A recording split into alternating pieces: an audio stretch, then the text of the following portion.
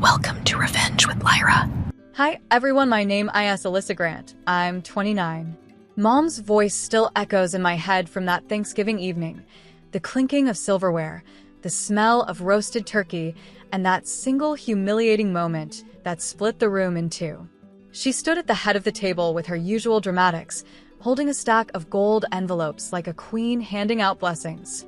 A small reward for everyone who helps around here, she announced with a smile sharp enough to cut. My brother got one first, then my sister, then my brother's wife, even the niece who'd spent the whole week glued to her phone. And then silence. Mom's hand hovered, then withdrew the last envelope. "Oh, right," she said casually. "You've been so busy with work lately, honey. You barely do anything around here." Laughter. Low, cruel, knowing. My sister leaned back in her chair, smirking. "Guess you don't count this year," she teased. The words landed harder than I expected, like a slap made of sugar. I just smiled, took a slow sip of my wine, and said nothing. The moment stretched. Forks clinked. Dad cleared his throat, ready to move on, as if humiliation could be served with cranberry sauce. I looked around that table, every single one of them living on the accounts I funded. The mortgages I refinanced, the tuition I covered, the emergency credit cards I topped up every month. So I kept smiling. I didn't raise my voice, didn't throw the wine. I just said, "You're right, Mom. I don't count." And that night, after dessert, while they all fell asleep in my guest rooms, full and oblivious, I sat down at my laptop, logged into every shared account, and began my quiet little audit of gratitude. By 2 a.m., the house was still buzzing faintly with post-dinner snores. The TV in the living room hummed on low, replaying a football game no one was watching. I sat there in my robe, coffee gone cold, my fingers steady on the keyboard. Every account name glowed back at me like a confession. Mom's utilities, Dad's emergency, the shared grocery card, my sister's business startup fund that somehow always funded her spa trips. I opened the banking dashboard, 23 automatic transfers. Everyone set up by me. Delete, delete, pause, close. The sound of clicking keys was almost musical, like scissors cutting an invisible cord that had kept me tied to their approval. At 2:47 a.m., the final confirmation email arrived. All linked accounts disabled. I leaned back, silence filling the kitchen in a way that felt earned. Then I sent one last message to our family group chat. "Happy Thanksgiving. I finally understand what being thankful for myself means." And I turned the phone face down.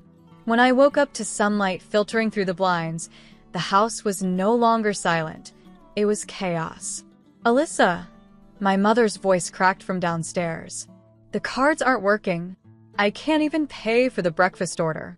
I walked downstairs slowly, the smell of burnt toast greeting me before her fury did. Dad was on the phone with the bank. My sister was pale, scrolling through her phone like the numbers on the screen might change if she refreshed hard enough.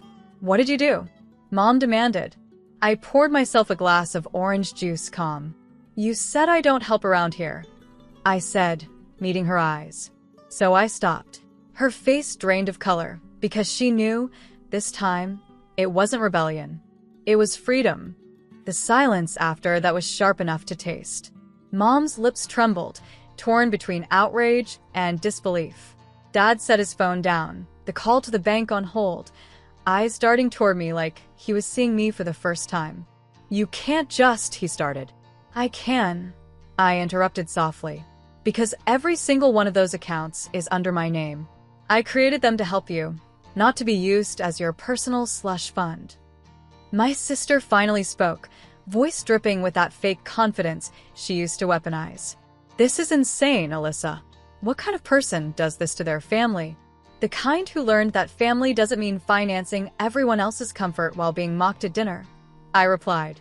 Her husband appeared from the hallway, whispering something about declined payments and blocked cards. Their panic filled the air like static. Mom looked desperate now. "But sweetheart, it's just money." I smiled faintly. "Then you won't miss it." Dad pushed back from the table. "You're acting childish." "No," I said quietly. I'm acting equal. It was the first time I'd said that in this house, and the weight of it shifted something in the room. My sister lunged for her phone, muttering about transferring balances, only to gasp, "It's all frozen." She locked everything. I nodded. That's right, because this family doesn't run on guilt anymore. They didn't know it yet, but that was only part one of my plan. I'd spent years keeping records, receipts, messages, transfers. Proof of every dollar borrowed, every promise made and broken. As they stood there panicking over breakfast bills, I was already one step ahead. The Thanksgiving games were over, and for once I was keeping score. The next morning, my inbox exploded, 37 unread messages, all variations of panic. Bank says our accounts are frozen. How do you expect us to live? You went too far, Alyssa. By noon, even my boss had texted, "Your family's calling the office. Everything okay?" I laughed, quietly, bitterly. They never called when I was hospitalized from exhaustion, I thought, but the minute their brunch money disappears, they remember my number. Still, a part of me ached, that old reflex that whispered fix it. But this time I didn't. Instead, I opened my files and attached a single PDF to an email addressed to Mom, Dad, and my sister. Subject, for clarity. Attached, family expense record, 2019 to 2024. Every dollar, every receipt, every loan. 5 years of silent support laid out in neat, undeniable columns. Within minutes, my phone buzzed again, this time with a message from Dad. "You kept records?" "Of course," I typed back. "You taught me accountability." Then came the knock at my door. My sister stood there, eyes swollen, the arrogance from yesterday washed away. "You embarrassed us," she said softly. "No," I corrected, stepping aside so she could see the wall of unopened thank you cards from the Scholarship Foundation I funded last year. "You embarrassed yourselves. I just stopped paying for it." She looked at the cards, confusion giving way to something like shame, the first genuine emotion I'd seen in years. "Mom's scared," she whispered. "She should be," I said calmly. Fear's what it takes to recognize boundaries sometimes. And then I closed the door, not angrily, but firmly. Downstairs, I heard her car pull away. For once, no guilt followed, just peace and the faint hum of freedom echoing through my quiet apartment. By Saturday, the story had made its way through every cousin, aunt, and family friend within a 100-mile radius. The ungrateful daughter, narrative spread faster than wildfire. My mom's favorite sport was reputation rescue. But this time, no one seemed to be buying it. See, what they didn't know was that I'd quietly sent a donation to the local shelter in my parents' name the same morning I froze their accounts. The shelter's public thank you post, complete with photos and cheerful captions, went viral across our small town page. Huge thanks to the Grant family for funding winter housing for struggling single mothers. The irony wasn't lost on me. For once, our family name was tied to real kindness, not manipulation disguised as generosity. When Mom called that evening, her voice was trembling. "Alyssa, people think we did that." "You're welcome," I said simply. "You can't just." "I can," I interrupted, calm as ever. And I did. There was a long pause, then the faint, wounded sniff I'd fallen for all my life. "But not anymore." "Mom," I said softly, "I spent years making sure everyone else ate before I did. You skipped me at dinner because you thought that control made you powerful. But you forgot. I'm the one who learned how to build." She said nothing. "I don't need your approval anymore," I continued. "I just need my peace." The line went dead, and for the first time, the silence that followed didn't ache. It healed. That night, I sat on my balcony, watching the winter lights flicker through the city skyline, my laptop open to the Scholarship Fund portal, a new round of applications waiting for review. I smiled. The cycle was broken. Sunday morning came quietly, no chaos, no calls. Just sunlight sliding across the floorboards and the smell of cinnamon coffee. I opened my email to find a single message from my father. No greeting, no apology, just one line. You've proven your point. What do you want from us? I stared at it for a long moment, realizing he still didn't understand. This wasn't about leverage. It was about liberation. So I replied, "Nothing." That's the point. I hit send, shut my laptop, and exhaled. At noon, my phone buzzed again, but this time from someone who did matter. Naomi, my mentor at the foundation, texted, "Your proposal for the Independence Grant got approved. You'll be the keynote speaker at the Women in Finance Summit next month." My throat tightened. Years of giving, bending, breaking, and now, recognition not tied to obligation. When I stepped outside to clear my head, the cold air hit my skin like truth. Across the street, my sister stood by her car, hesitant.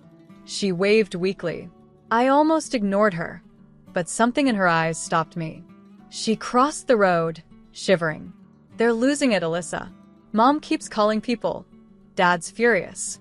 I just wanted to say I get it now. I raised an eyebrow. Get what? That you are the only adult in this family. I didn't respond, not out of anger, but out of peace. Some apologies aren't verbal, they're simply visible. She looked down. "They want you to come by tomorrow. Talk things out." I smiled faintly. They've had 30 years to listen. I'll pass. As she drove off, I whispered to myself, some bridges don't need rebuilding. Some need to burn bright enough to light your new path. That night, I sat on my balcony with a glass of wine, legs tucked under me, city lights flickering below like old memories fading out. I wasn't celebrating their downfall, just the silence, the absence of guilt, the vanishing weight. Then a call came in from Uncle Daryl, the executor of Grandma Jean's estate. "Hey, kiddo. I've got something that belongs to you," he said. I frowned. "What do you mean?" He chuckled. "Your grandmother left a second trust, hidden from the rest of them. She knew how they treated you. Said if they ever pushed you out, this would push you forward." I nearly dropped the glass. It wasn't about the money, it was about the knowing. That someone in that tangled family web had seen me. The trust was worth $1.2 million. Set aside for education, business ventures, or a home anywhere I wanted. "I already have a home," I said. Daryl paused. "Then maybe it's time you give others what you never got." And that's when it hit me. By morning, I made calls, met with a lawyer, drafted a plan.